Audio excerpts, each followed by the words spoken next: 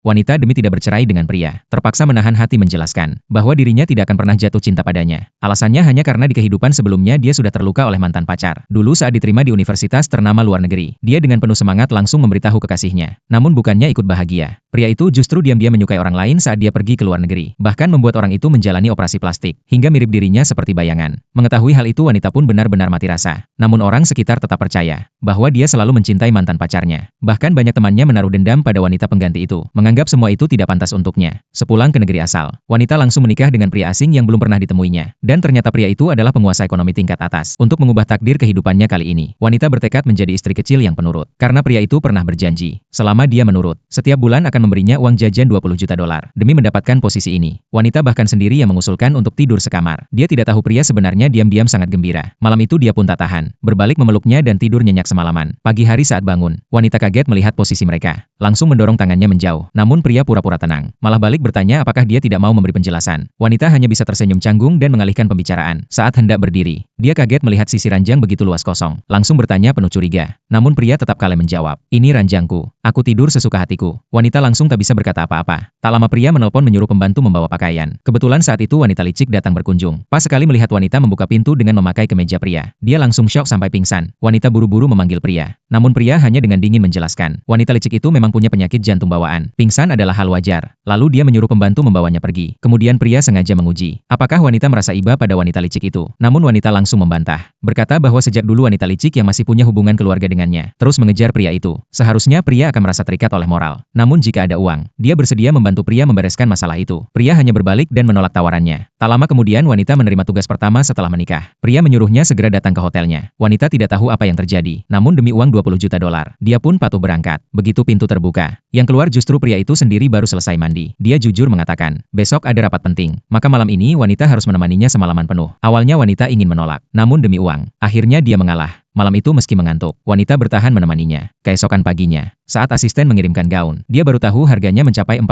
juta dolar. Wanita terkejut sampai tak bisa berkata apa-apa. Namun pria dengan tenang mengingatkan, ujian sesungguhnya baru akan dimulai. Begitu mereka tiba di rumah pria, wanita langsung merasa tertekan, karena nenek pria sama sekali tidak peduli padanya. Begitu masuk rumah langsung mendesak wanita untuk segera punya anak. Wanita hanya bisa terdiam tanpa kata. Pria yang merasakan kekesalannya, langsung angkat suara mengatakan wanita masih muda, tidak perlu terburu-buru. Lalu menarik tangannya dan membawanya kembali ke kamar.